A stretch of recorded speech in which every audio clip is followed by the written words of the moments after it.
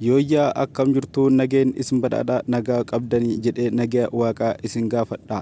Guyyaadhaa oduu qabadhee dhufee jira. Oduu waliin kan isin waliin turu ana obboleessa keessan Roobaa Boniyyaati.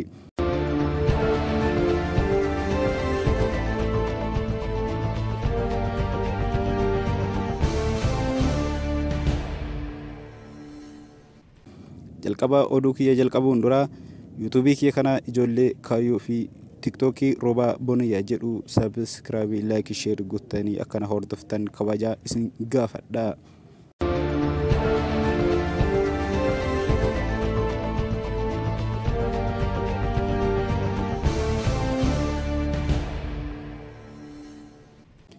Gara oduu kiyyaatti yoon dabaru waldaa ergamoota Itoophiyaatti ammajjii 2016 hanga fulbaana 2017tti lubbuun kun 67 dhiifansa cubbuu isaaniitiif jecha maqaa Yesuusiitiin cuuphamanii jiru. Dabalataan namoonni 45,000 yeroo jalqabaatiif hafuura qulqulluun guutamanii jiru.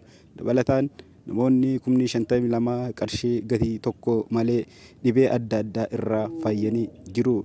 Namni 4,750 garbummaa jinniiwwan seexanaa garaa garaa irraa bilisa bahanii jiru.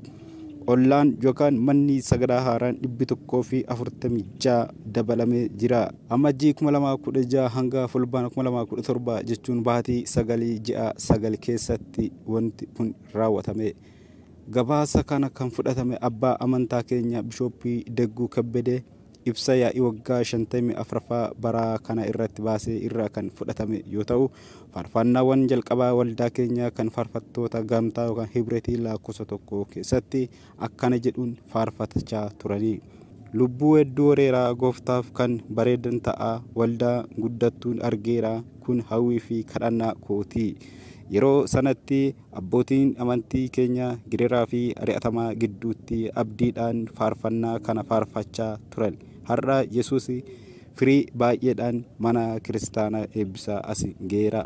Ulfinni waaqa kennaa Yesuusiif haa ta'u. Eenyutu kana tolchee fi godhee dhaloota duriirraa kaasee waama. Ani gooftaa isa jalqabaatti warra boodaas wajjin jiraadha. Isayaas 41 lakkoofsa 4 irraati.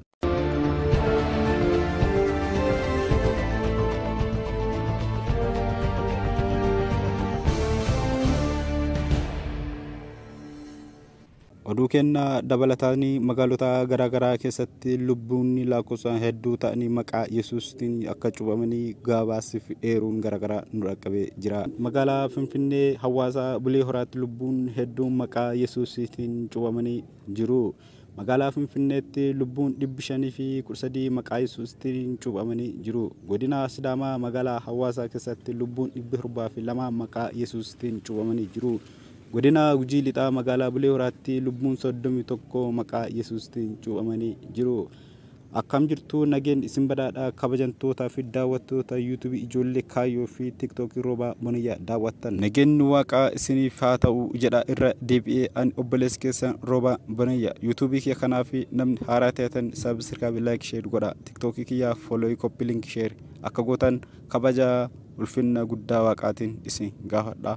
Oduu biraatii hanga walitti deebinutti isin jaalladha ulfaadha kabajamaa nagaa naa tura.